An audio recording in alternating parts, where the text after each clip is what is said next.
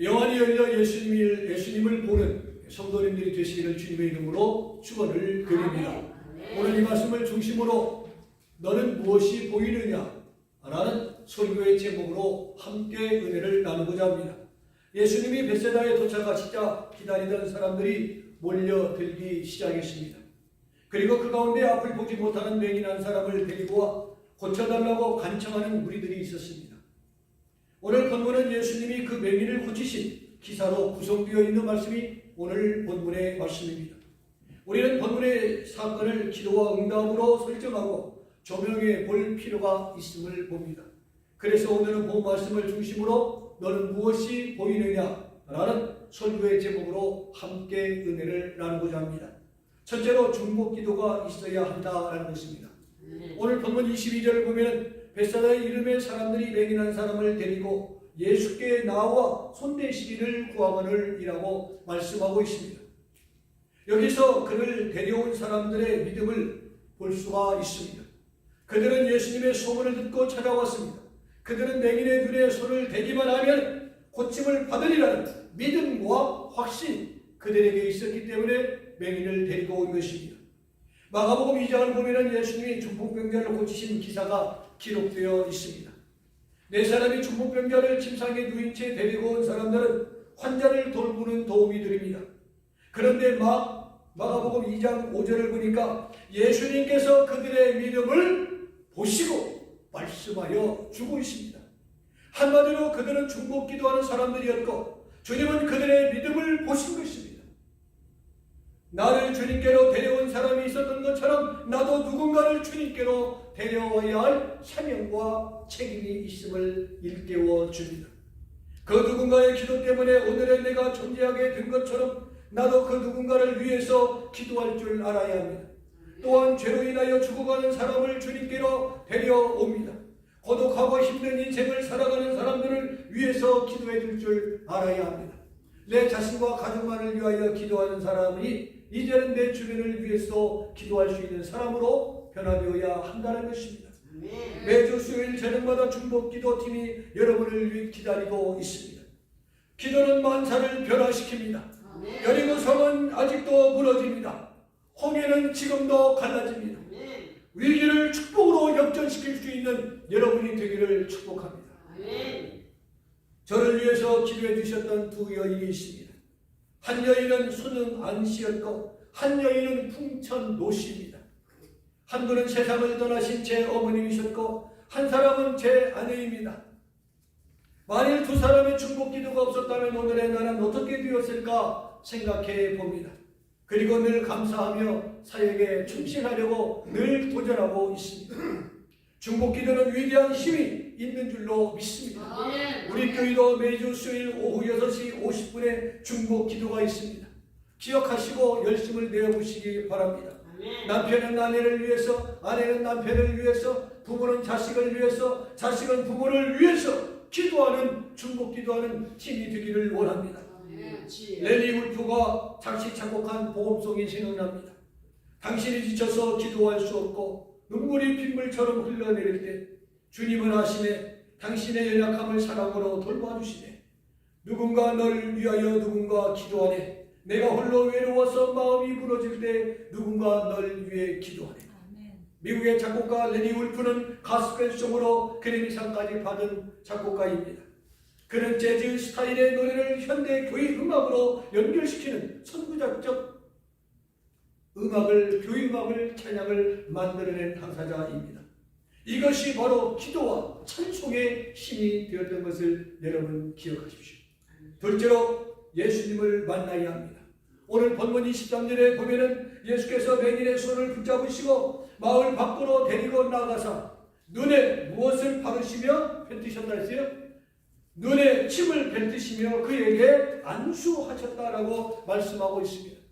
맹인은 누군가가 손을 잡고 인도해 주어야 하는 사람입니다. 아내나 남편이나 가족이나 친구가 손을 잡아 주어야 될 분입니다. 친구의 손을 이끌려 예수님께로 찾아온 맹인이 그 맹인을 누가 잡아주셨어요? 주님이 잡아주셨다는 사건이 오늘 본문의 말씀입니다. 누가 내 손을 잡아주느냐? 누가 내 길을 인도해 주느냐 참으로 중요한 것입니다. 누가 여러분을 해놓는 교회로 인도하여 주셨습니까? 본문 23절에 보니 그를 치료하신 과정이 잘 설명되어 있습니다. 그리고 그를 데리고 마을 밖으로 나가서 눈에 침을 뱉으시며 안수하셨다 했습니다. 예수님은 병자를 고치실 때마다 특별한 방법을 사용하시지는 아니했지만 때는 손을 대시거나 침을 진흙으로 여겨 바르시는 경우가 있었습니다. 그러나 대부분의 경우는 말씀으로 치료하신 것을 보게 되어집니다. 조경학자들은 환자의 믿음 상태에 따라서 달리 방법을 사용하셨다라고 이야기합니다. 다시 말하면 꼭 만져주어야 할 환자는 만지셨고, 손을 대어야 할 환자는 손을 대셨고, 침을 발라야 할 환자는 침을 바르셨습니다. 중요한 것은 그가 누구였든지 어떤 병에 걸렸든지 예수님을 만나면 고침받을 수 있다는 확신과 믿음이 있었다는 것입니다. 듣지 못하는 사람도 보지 못하는 사람도 걷지 못하는 사람도 38년 된 병자도 12년 된 혈류증 환자도 고침을 받았습니다. 죽은 나사로도 살았고 나인성 과부의 아들도 살았습니다. 그러나 더 중요한 것은 나 같은 죄인을 살려주신 하나님의 은혜에 감사할 줄 알아야 하는 것입니다.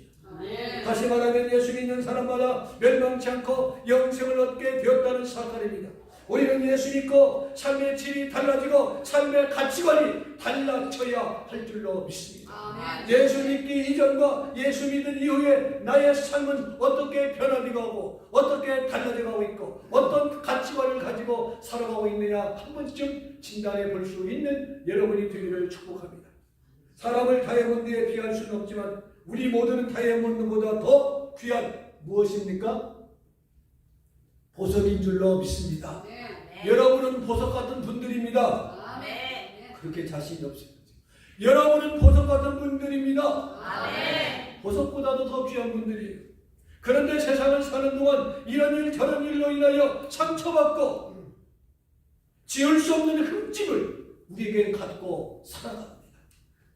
그래서 그 트라우마가 내 생활을 힘들게 하고 어렵게 하고 때론 다른 사람들을 힘들게 합니다. 무엇이요? 그 상처가. 그리고 그 흠집은 어떤 노력으로도 지우거나 펼 수가 없습니다. 그런데 놀라운 것은 예수님의 보혈의 능력이 찌그러진 내 인생과 가치를 펴줄 수 있는 줄로 믿습니다. 성경은 이렇게 말합니다. 누구든지 그리스도 안에 있으면 새로운 피조물이라. 이전 것은 지나갔으니 보라 새 것이 되었도다. 말씀하여 주고 있습니다.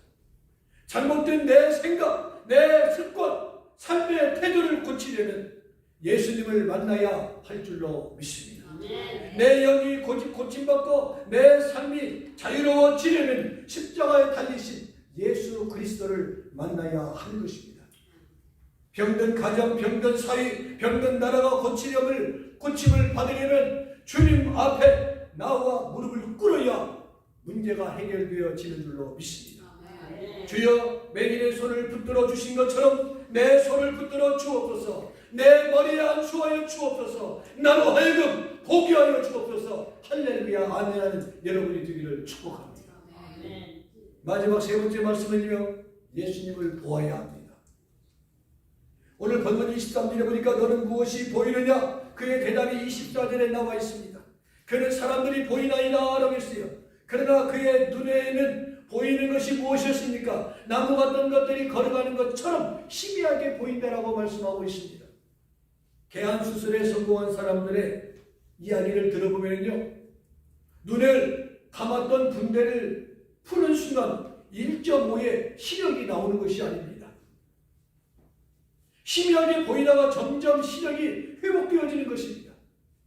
그러나 일주일이 지나고 한 달이 지나도 계속 그 시력이 희미하게 보인다면 그 수술은 잘 된 겁니까? 잘못된 겁니까? 잘못된 것입니다. 나무 같은 것들이 걸어다니는 것처럼 보이면 성공적인 개안 수술이 아닙니다. 이 사람의 경우도 눈은 뜨고 있지만 사물이 어떻게 따겠어요? 희미하게 보였다라고 했습니다. 중요한 것은 그 다음입니다. 25절에 보니까 이에 그 눈에 다시 안수하였다고 했어요. 다시 기도하여 나오십니다. 다시 기도하며 그가 주목하여 보더니 나와서 모든 것을 어떻게 보았더라? 밝히 보았더라라고 했습니다. 할렐루야. 나와서 모든 것을 밝히 보는지라 정상적인 시력이 회복되었다는 것입니다. 눈은요, 인체의 모든 부분 가운데 가장 중요한 부분입니다. 그래서 주님도 눈을 뭐라고 말씀했어요? 눈은 몸의 무엇이라고요? 등불이라고 했어요. 각막을 통해 빛이 들어오면 그 빛이 망막에 집중되고 그 빛이 뭐하죠? 시신경을 통해서 대뇌에 전달되어지게 되어지면 시각을 일으키는 것이 바로 저와 여러분의 보는 눈입니다.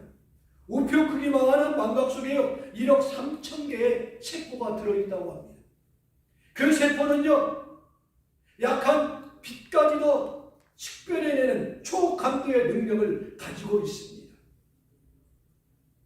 한마디로 현대 과학으로도 상상할 수 없는 정밀도와 능력을 가진 것이 뭐예요? 눈인 거예요. 그 눈에 무엇이 보이느냐에 따라서 그 사람의 인생관이 결정되어지는 것입니다. 무엇을 보고 사느냐, 무엇을 길들이느냐에 따라서 그 사람의 인생과 가치관이 달라진다는 것을 여러분 기억하시기 바랍니다. 오늘 또 주님은 내 눈에 무엇이 보이느냐 묻고 있습니다. 매미는 땅속에서 몇 년 동안 삽니까?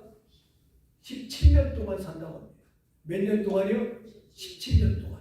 그래서 매미를 17년 매미라고 표현을 합니다. 매미는 땅속에서 왜 17년 동안 기다려 사는가? 지금처럼 무더운 여름날 애틋하게 우는 매미의 울음소리가 경적을 울리는 듯 요란합니다. 매미가 세상 밖으로 나와 온 숲을 메아리치며 울어대는 소리가 왜 울어대는 소리입니까? 왜 울어대요? 몰라요. 알려드릴게요. 짝짓기 하기 위해서 울어대요. 매미가요 이 땅에 17년 동안 기다렸다가 5주 동안 살아가요. 5주 동안에 짝짓고 죽어요. 짝을 찾기 위해서 매매하고 울어요. 계속. 시끄럽더라도 이해하시기 바랍니다. 짝을 찾고 있구나. 그런데 이 매매는요 에벨레로 부하된 후에 땅에 떨어지면 땅속에 구멍을 파고 17년 동안 땅속에서 잠을 자다가 17년이 지난 어느 날 갑자기 나무에 기어 오르면서 허물을 벗고 알을 낳은 다음에 울다가 짝짓고 죽습니다. 5주간을 위해서 몇 년을 준비합니까? 17년을 준비합니다. 5주간을 위해서 17년을 준비해 기다리는 매미 이야기가 주는 교훈이 과연 무엇일까?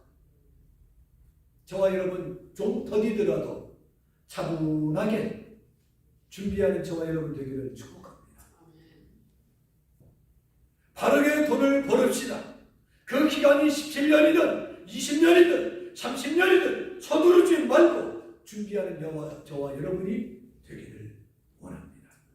그리고 바로 믿고 바로 보고 바로 살아갈 줄 알아야 합니다. 영의 눈을 떠야 영적 세계가 보입니다. 영의 눈이 밝아져야 예수님이 보이고 내가 해야 할 일이 무엇인가 보여지게 됩니다. 사랑하는 성도 여러분, 지금 여러분의 눈에 무엇이 보입니까? 예수가 희미하게 보입니까? 천국이 희미하게 보입니까? 그런가 하면 눈을 감아도 눈을 떠도 확실하게 보이는 것은 미스터 킴입니까? 미스 리입니까? 아니면 증권입니까? 비트코인이 보입니까? 향락입니까? 여러분은 지금 무엇이 보입니까? 예수님이 보여야 할 줄로 믿습니다. 주여 어두운 내 눈을 밝히사 진리를 보게 하옵소서. 예수님을 보게 하옵소서. 신령한 세계를 보게 하옵소서.